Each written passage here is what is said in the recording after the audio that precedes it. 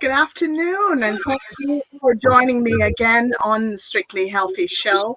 I'm very pleased that you could join me today. And of course, this is the show that discusses all things to do with your health, not only personal, physical, emotional, mental, but we also look at business health. And today, of course, if you haven't seen any of my promos that I've put out, but I'll be interviewing a very special lady, and her name is Rachael Howourth, and she is a sales strategist. So she'll have some very good tips and nuggets to share with us today regarding how everybody wants to know how we can get more sales and conversions, etc., and just general strategy. So I want to just welcome Rachael in today, and I think I've got to unmute you. There you go. Welcome, Rachael. Thanks for joining us today on the show, Strictly Healthy Show. Linda. Hi. Thanks for having me here. Thank you for inviting me. You're more than welcome. And we go back a fair way. I think I've known you for about 5 years, maybe 6. Yeah, about that. Yeah. Because we've met during networking in Exeter here. So, yes. So you are fairly big on Clubhouse, which is very exciting, I'm sure, for you. Yeah, I'm spending quite a lot of time over there, which, of course, I wouldn't be doing if it wasn't good for business. So, yeah, I love Clubhouse. I think social audio is, we're only just tipping the iceberg when it comes to like social audio. So. Well, you know what I find interesting about that is that, before we get into your bio and all that sort of thing, I just want to say this. Before, everything was about video. We got to be on video. Now it seems to have gone backwards to sort of a radio type platform. Isn't that interesting? Yeah, it is. I don't think that audio is going to replace video, though. I still think that video is extremely important for business, extremely. And if you look at both video and audio, it's all about the art of communication and connection. So I don't think either of them are going to go away. Okay, good. So we'll get into a bit more about what Clubhouse is and what it's about, how it works. But please just share with the audience a little bit about who you are, how you got started, a bit about your business. Yeah, sure. So I have been running a business now for just over 5 years, I think it is. It might be 5.5. Okay. And before that, I was UK sales director for Auto Trader. I'd worked for Auto Trader for a long time. I grew up in that business. So I grew up from the role of sales administrator all the way up to, being in charge of £100 million. So quite a big job. But I couldn't be me in that job. I needed to get out of there, not just because I wanted to start a business, but because, I wanted to be a better mum and, wife and friend, and I wanted to be present. So I started up my business a little bit by accident. I started networking. That's probably where we met, Linda. Yes. Yeah. And people were saying to me, so what's your business? And I was like, I don't really know. I'm just trying to figure out what people need. And very, very quickly, it became obvious to me that people needed to learn to sell. People needed results in their business. They needed to generate leads. They needed to convert leads. They needed to embrace social media in a better, bigger way. And these were all things that I knew how to do. So, I started my business and went about building some programs and some training and some coaching to help people do exactly that. Yes. Well, this is a thing that people don't always think about. If you have a business, you have to be in some form of sales because everybody has got to sell or promote their business as much as possible, some way, somehow.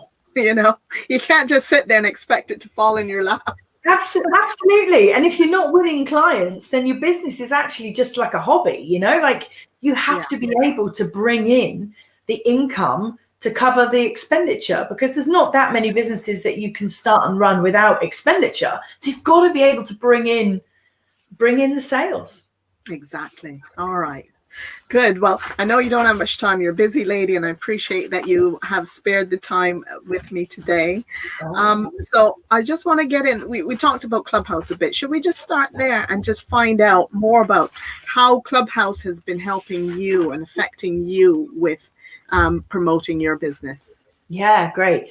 So, as I said, I love Clubhouse. One of the reasons I love Clubhouse is because it's very closely linked with Instagram, and Instagram is my favorite channel from a social media point of view. I love the creativity of it. I love the story functionality. You know, I feel very committed to Instagram, to my community over there. I'll go, you know, face to camera most days and be like, morning, you know, how are you? And, you know, I feel very at home with my Instagram community. And so when you're in Clubhouse, the best and easiest way for people to communicate with you out of Clubhouse is by going to your Instagram. So naturally, the more that you're in Clubhouse building your audience, building your community, spreading your message, you know, running rooms, getting involved in other people's rooms, the more people then go to your Instagram where they can get to know you a little bit better. Because Clubhouse is audio only, when they go over to Instagram, they then get to see you on your IGTVs, and they get to see you as a real person, you know, a moving face as opposed to like a profile picture. And so that connection speeds up. It takes between 7 and 20 touch points for somebody to build enough trust that they want to buy from you. And so the faster that you can create that trust, the better the chance of you, you know, finding clients. Okay. Well, just can you share some of your best sort of tips regarding how to make Clubhouse work? Just some brief points, because, you know, I know we have a fair bit to cover. Yeah. So the best way for anybody that wants to leverage Clubhouse for their business is to get in there and get comfortable speaking. You know, the minute you arrive in Clubhouse, you can see that you've got 3 areas to the room. You've got the stage, you've got the followed by speakers, and you've got the audience. And sitting in the audience is great because, you know, you can suss out the room, you can figure out who the speakers are, you can decide who you want to follow, you can listen, you can learn. But actually, to really grow your audience, you've got to get on the stage. So you need to embrace hitting that little hand in the bottom right corner, getting up to the stage, asking a question, sharing a tip, sharing some advice, helping somebody out, collaborating, whatever that might be. So my first tip is get involved, you know, get up on the stage and speak, get comfortable speaking, grow your audience. And then I would say when you've got 1,000 followers, start your own room. So you can't start a room without the 1,000 followers. Well, you can, but you won't get anyone in it. Okay. And is it even though you don't have the 1,000, can you still start a room and still sort of go? But it's not really helpful unless you have a few people. No, because if you haven't built up your audience, when that room starts and, you know, the notifications go out, you know, the minute I start a room, my audience gets told Rachael has just started a room. And so if they like me and my message and the title of the room, they will come to the room. So if you've only got 50 followers, you've got to have those people live on the exact day that you start the room, and chances are you're not going to get that many people. Yeah. Is the notification about your speaking, does that go out automatically? Yeah. Or as you create a room, it goes out? Automatic. Yeah, automatically. And so that's why, Linda, you see people over there collaborating, because if you are going to moderate your own room, you're going to be more successful if you pull together a little moderation team. And that's why you see me in teams of people. Yes. So that's an excellent tip, actually, is that you need to really collaborate with others. You have to, yeah. I mean, I believe that for everything in business. You know, I don't think you can create anything amazing by yourself. You know, like. Yeah, no, that's indeed true. That's a very profound statement, really, that you can't really progress and do a lot on your own, can you? No, not in solitude. You cannot, you know, I don't think you can create greatness by yourself. Yeah, that's a very good point, actually. Okay, so any other tips then on how we can build our audience using social media? Now, I know you said Instagram's great. What about just sort of, I don't know if it's a general question for you or not. It probably is. But I'm sure you can pinpoint some important tips there. Absolutely. So when I talk about, growing social media, I will often talk about engagement. Engagement is key. So the things like follow for follow and none of that works. Engagement pods, it doesn't work. All of that is short-lived. The best way to grow an engaged audience on social media is to be engaged yourself. So who is going to talk? To say though? Yeah, but who is going to talk to you if you don't talk first? Why would they? Why should they? Why? If I walk down the street and my friend's on the other side and I don't speak until they do, they're going to think, well, Rachel's being a bit rude today. I'm not going to speak until she does. And then nobody speaks. Nobody speaks. So for people that are saying, well, my social media is silent, like there's nothing going on, the first thing you need to do is engage. Speak to your audience. So I teach this in a framework called EPIC, where the E is for engagement. The first thing you must do is engage. Mm-hmm. Okay. Ask people questions, comment on their posts, watch their stories, answer their sticker polls. This goes for any social media platform. The same thing applies. Engage first. Don't wait for them. Yeah. Mm-hmm. The P of the EPIC framework is partnerships. So that is create partnerships. So don't go live alone, go live with somebody else. This is why I do this podcast. This is why we're here. Exactly.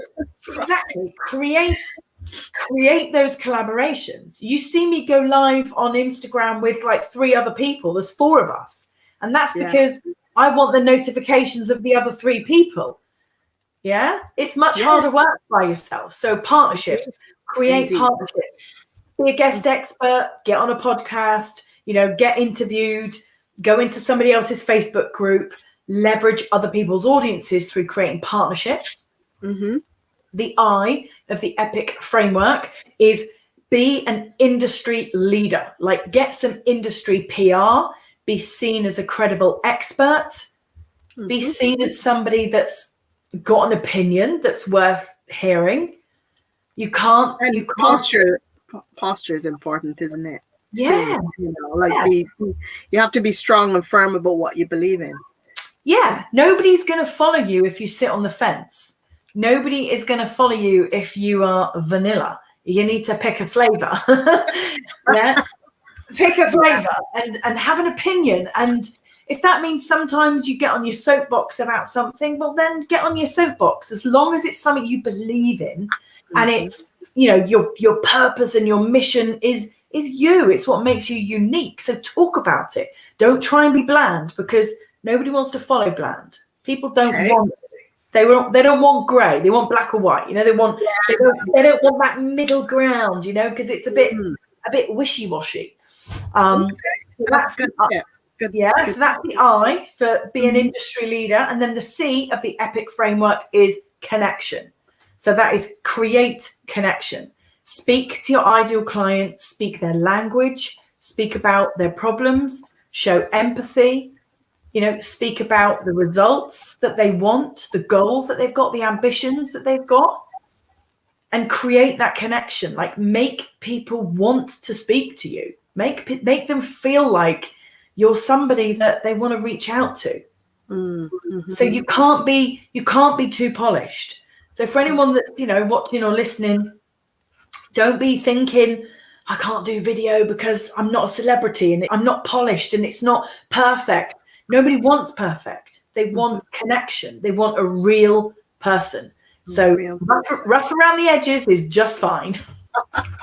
That's great. I'm glad to hear that, because I have been rough around the edges. Just trying to hold it in. No, you've done really well. Just going back to Clubhouse a second, I see a lot of these chaps on there. I can see a lot of collaboration going on with three and 4 different types of chaps. I don't want to say any names, but you can see them just by the sound and they're corralling people, you know. It may be gentle, but you can see them really, really very expertly working on it. And I get slightly fed up, to be honest. I like the savvy women. I think they do a great job. They seem very honest, straightforward, etc. But some of these other chaps just seem to really be corralling people, and you can see them pushing them into courses and pushing them into joining the club and that sort of thing. And you know, after a while, I think, well, I don't need to listen to you anymore because I know exactly where you're going with this. Well, yeah, and it stops being valuable because you can see that you're heading down a little rabbit hole, and that's what they want you to do. And I know the room that you're speaking about, and which kind of, you know, proves my epic framework partnerships. They've created a partnership and they are working it and working it and working it for all it's worth. And working it very well, I must say. My hat off to them, you know. But I don't know if they can get the same people. I don't know, because it seems like the same information keeps going around and around. Anyway, that's neither here nor there. Now, I want to go on to some of these other things because the time is going so fast. I think we talked about how to be seen as a credible expert. How about creating a strong client attraction strategy? Oh, so I mean, the first thing for me there is, who is your client? You know, who are they? Not just, you know, who are they? What's their job title? Where do they live? How old they are? That's demographics. That's not a client attraction strategy, you know, like, so you've got to know exactly who they are. You've got to know what are the problems that they are facing. What are the inner thoughts that they have on a daily, weekly, monthly basis, the things that are holding them back, the struggles that they have. You know, if they were already a client in session 1 saying to you, you know, oh, this really drives me crazy, what would they be talking about? You have to be able to talk in their language, because a client attraction strategy means that you are magnetizing your client. They are attracted to you. They are compelled to reach out to you. Well, nobody is going to reach out to you if you don't make them feel comfortable to do that. So you have to demonstrate that you understand who they are, what their problem is, why it's a problem.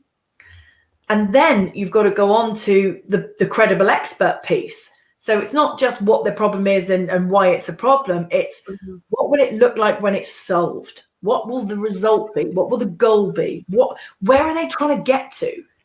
Because if your work with them takes them to a place. So take, for example, the people I work with are coaches, and all coaches know that their clients are going to be at point A of a journey and they're going to get them to point B of a journey. So it's no good just saying, I understand what point A looks like. You've got to be able to say, I understand what point B looks like for you, and I can get you there. And then you've got to put posts and build that strategy around how can you demonstrate that? Why you? Why are you credible enough to win their business? You know, what do your previous clients say? Where are the testimonials? What reviews do you have? What evidence do you have that the people that you've worked with before have got a result from working with you? So you'll see me all the time talk about Jessica, who came on my group coaching program and signed 5 clients, even though she thought she wouldn't. She did. And those results show people that it is possible. It is possible to be that next version of yourself, the one without the problem, the one without the heartache, the business problems, whatever the issue. So client attraction is about being that magnet that people feel like, I don't know when I'm going to work with Rachael, but I know I'm going to work with her because I feel that connection. And you can't affect the time scale. That's the problem. You can't say, I want you to reach out to me tomorrow. You've got to just be confident that it's going to happen and just keep on being that credible expert and let it naturally happen.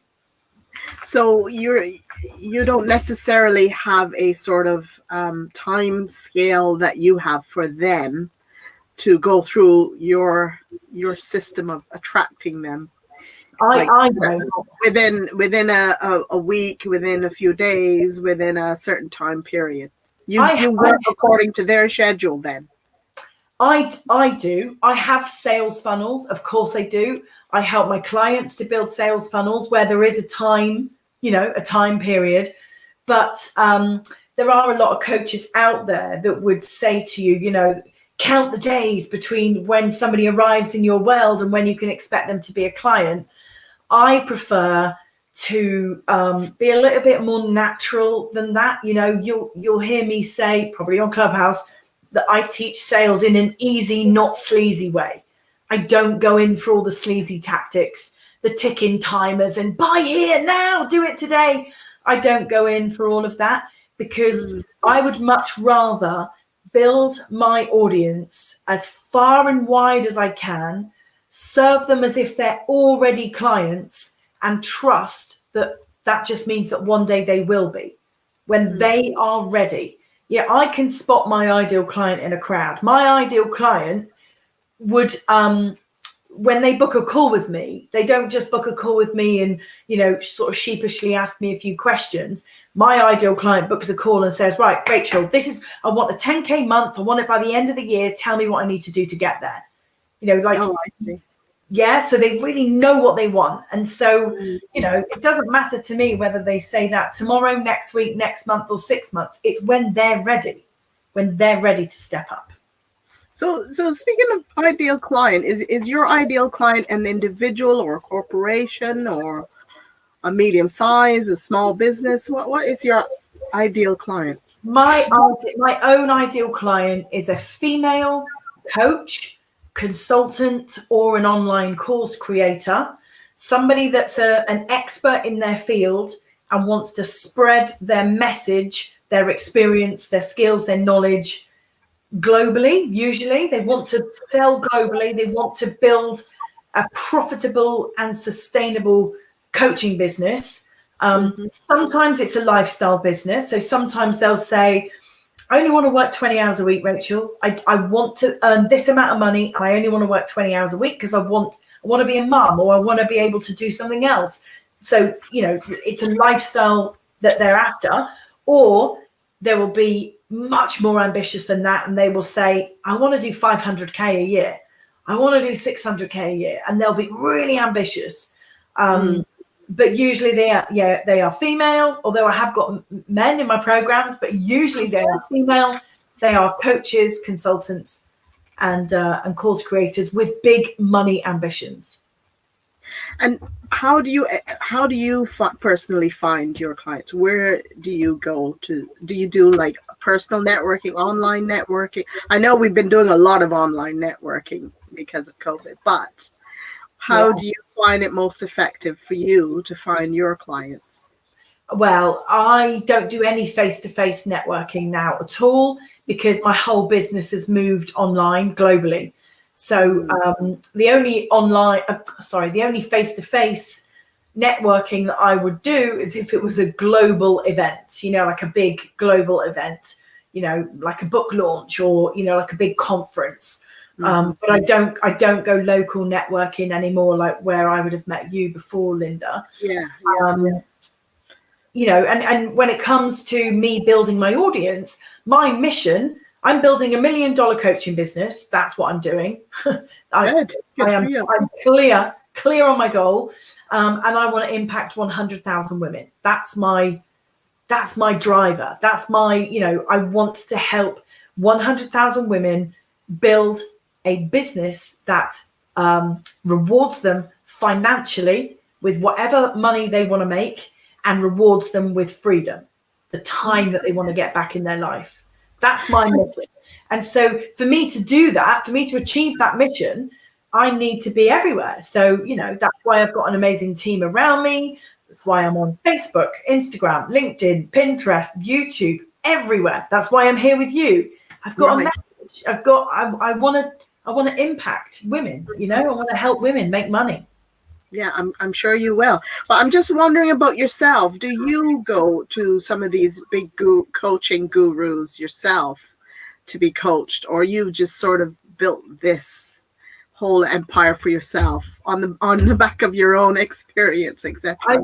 To be perfectly honest, I've built this myself.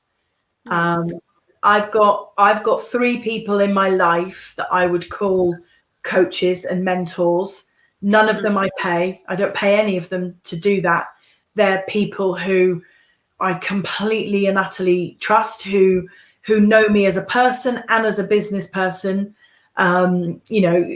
Ex-colleagues, people who I will go to if I have a challenge. That said, I am going to be joining a mastermind in September. So, to kind of just keep me focused, because my goals are big. So I believe in personal development 100%. And if we want to be better, we can all be better. We can all achieve more. We've just got to make the right investments and the right choices to get there. Sure. I mean, there's some really big ones I've come across of recent, and some really practical ones. I don't know if you've come across, oh goodness, what's his name? Fraser Brooks. Have you come across him at all? No. He's very down to earth, some very practical advice on social media and what to say, etc. So I think he's well worth having a look at. But there's also some really big gurus that charge whatever thousands they charge to do it. So I was just curious as to where you go for your help, if any. Well, I'm lucky to have a very amazing team around me, and we strategize together as a team. We've got a 3-year plan, all forecasted out and planned out, and we know where we're going. Excellent. Brilliant. I'm glad to hear that. Well, just going to the last sort of question now. So how do we start sales conversations online that will help us with conversions and help our business trajectory? Yeah. So sales conversations, you've got to be in the DMs. You've got to be in the direct messages. So all of the really exciting stuff that goes on social media when it comes to converting a client from social media, that's all happening in the DMs. Even though you don't see it, it's there. The people that are getting success on LinkedIn, Instagram, Facebook, it's all going on in the private message area. So the best way to get into the private message area is through stories. So if somebody uses a sticker, like a poll in their stories, that automatically pushes you straight into the person's DMs. So if you've spotted an ideal client and you think, they really look like somebody that I can help, the best way for you to strike up a conversation is to make it warm, not cold. So we all know, don't we, those horrible cold messages that we get that go, "Hi, do you need some help with this?" And we think, "Oh, you haven't, you're not bothered to get to know you." Exactly. So you've got to create a relationship first. And to do that, you need to be engaging in the direct messages. And the best way to do that is to respond to people's content, respond to their stories, answer their polls, be engaged with them, and then they will want to engage with you. If you look like you are a typical salesperson, then they will treat you like a typical salesperson and you'll get nothing.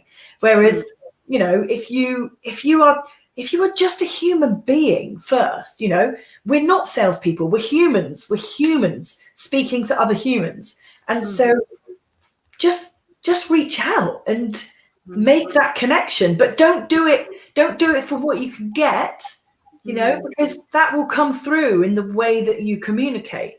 Give for the sake of giving, help for the sake of helping, and trust that when you do that, it comes back to you anyway. Okay. All right. Well, I really respect your time, and the time's really going fast, but these are some excellent little nuggets, and I appreciate that. And be happy to get this video out as well, so others can watch it on, more people will watch it on the replay anyway. So that's fine. I'll send it across to you. You can share with your tribe when you're ready as well. Yeah, I will. Yeah, for sure. Right. For sure. So thank you ever so much for joining me today, Rachael. And you're very welcome. No problem at all. So I'll let you go so you can get on with the rest of your day. My call, yeah. All right, Linda. Take care. Take care now. Bye for now. Bye. So that was Rachael Howourth, and certainly very, very, very excellent tips, I thought, in connection with what she's offering and what her advice is with regard to online sales conversions and just warming people up, being a good human, just talking to people, responding to their messages, offering advice, sharing tips, etc. So I hope that you're getting some value from these broadcasts and interviews that we do. If you do, I'm asking you to please join my Facebook group, which is Strictly Healthy. Also, please watch us again on Facebook or on YouTube. And please, of course, subscribe, subscribe, and all the rest of that great fancy stuff. And I'd be happy to answer any questions as well. You can email me on strictlyhealthyuk@gmail.com. And next time, we'll be sharing obviously some more tips with regard to how you can become more healthy personally, emotionally, mentally, physically, and of course, financially. So thank you for joining me again today, and we will see you next time, same space on Strictly Healthy. Bye for now.